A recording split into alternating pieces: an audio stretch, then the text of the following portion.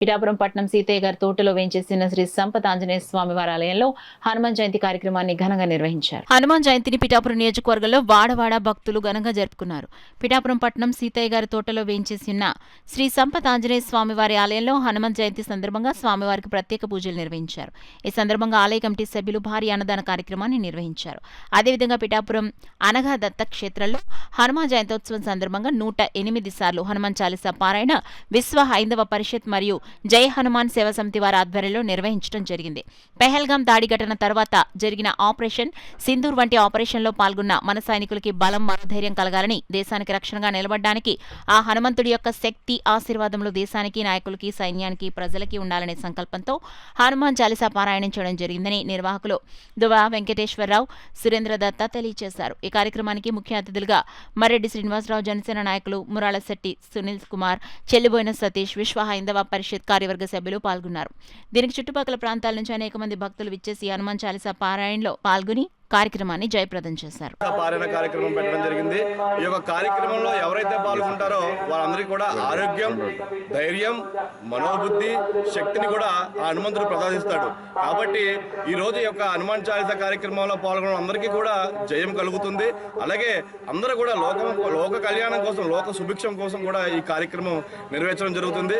స్వామివారిని ఎవరైతే పూజిస్తారో వాళ్ళకి ఎటువంటి అనారోగ్యములు కానీ, ఎటువంటి భయము కానీ, ఎటువంటి భీతి కానీ ఉండదు. స్వామివారు ఎప్పుడైతే ఎవరైతే భక్తులు హనుమాన్ చాలీసా పఠిస్తారో వాళ్ళందరికీ కూడా స్వామివారి అనుగ్రహం కూడా ఉంటుంది.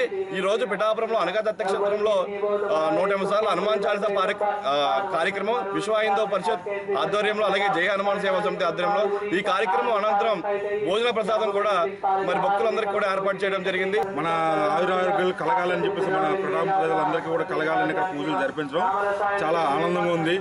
అయితే పవన్ కళ్యాణ్ గారికి కానీ, చిరంజీవి గారికి కానీ అత్యంత ఇష్టమైన దేవుడు మన హనుమాను. ఇలాంటి పర్వదినాన మా జన సైనికులకు కానీ, జనసేన నాయకులకు కానీ అందరికీ కూడా రాష్ట్రంలో ప్రజలందరికీ కూడా సుఖ సంతోషాలు వర్ధిల్లాలని చెప్పేసి కోరుకుంటున్నాం. ఆయన మన చిరంజీవి గారు ఆయన స్వయాన హనుమంతుడి పేరే చిరంజీవి అని పెట్టుకోవడం కూడా, అంజనాదేవి గారి చిరంజీవి అని పెట్టడం కూడా చాలా కోఇన్సిడెన్స్. ఇలాంటి సందర్భంలో వీళ్ళు మన పిఠాపురంలో అనగదత్త క్షేత్రంలో ఇంత ఘనంగా భారీగా నిర్వహిస్తున్న వీళ్ళందరికీ కూడా పేరు పేరున నా హృదయపూర్వక శుభాభినందనలు. మన హనుమంతుడు చిరంజీవి, ఆయనకి చావు లేదు. ఆయన ఎల్లప్పుడూ కూడా మన యొక్క రక్షణ కోసం ఉండే వ్యక్తి కనుక హనుమ జయంతి అన్నాం. ఈ హనుమ జయంతి అంటే ఒక ప్రత్యేకత ఉంది.